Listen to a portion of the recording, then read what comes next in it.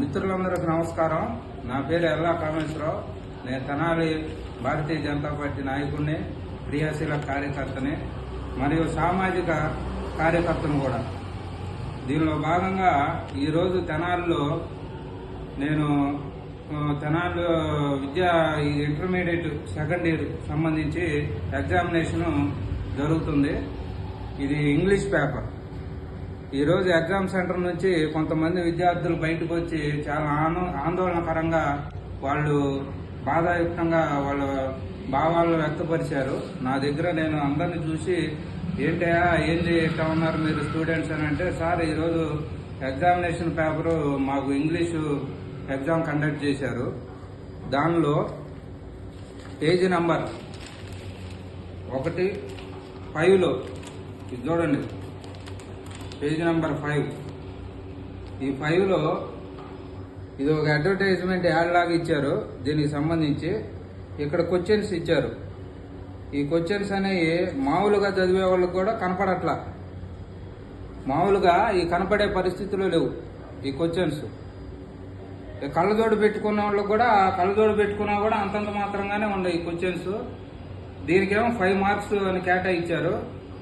Page number వచ్చేసరికి ఇక్కడ 7లో, మళ్ళీ ఈ 7లో చూడండి పేజీ నంబర్. ఈ 7లో కూడా ఇక ఇదే సేమ్ మ్యాటరు, కాకపోతే క్వశ్చన్స్ మారినాయి. ఇక్కడ కూడా అక్షరాలు చాలా లైట్గా ప్రింట్ చేశారు. ఏదైతే ప్రింటింగ్ ప్రెస్ నుంచి క్వశ్చన్ పేపర్ అనేది బయటకు వచ్చినప్పుడు ఇంటర్మీడియట్ బోర్డు వాళ్ళు ఒకసారి దీన్ని చూసి వెరిఫై చేసి ఏంది బయటకు వదిలినట్టయితే ఈ రోజు ఇంత బాధ ఉండేది కాదు. స్టూడెంట్స్ మరి చాలా మంది ఆందోళన పడుతున్నారు. దీనికి 5 మార్క్స్, దానికి 5 మార్క్స్. వాళ్ళు అసలు కనపడితేనే ఎవరైనా అటెంప్ట్ చేసేది ఆన్సర్స్. క్వశ్చన్ అనేది కనపడితే ఆన్సర్ ఫిల్ చేస్తారు. దీనికి 5, దానికి 5 మార్కులు, 10 మార్కులు.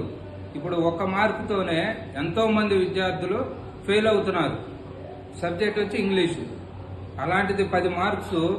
ఇప్పుడు వాళ్ళకట్ట 10 మార్క్స్ వాళ్ళకి మనం రీఫిల్ చేయాలి. దీని మీద పునఃపరిశీలించాలా గౌరవ మంత్రి నారా లోకేష్ గారు. బోర్డు, ఇంటర్మీడియట్ బోర్డు వాళ్ళు కూడా వాళ్ళు చాలా ఆందోళనకరంగా ఉన్నారు విద్యార్థులందరూ. దయించి గౌరవ మంత్రి గారికి నేను విన్నవించుకుంటున్నాను, దీని మీద మళ్ళా పునరాలోచన జరిపి ఈ మార్కులు ఏవైతే ఉన్నాయో దీనికి సంబంధించి ఈ లైట్గా ఈ అక్షరాలని అసలు ఎవడు కనపడే పరిస్థితి అయితే లేదు.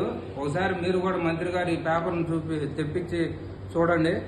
చూసి దీన్ని ఎలా మళ్ళీ స్టూడెంట్స్కి మనం ఎలా న్యాయం చేయగలుగుతాం ఏందనేది పునఃపరిశీలించి వాళ్ళకి తగు న్యాయం చేయవలసిందిగా కోరుతున్నాం.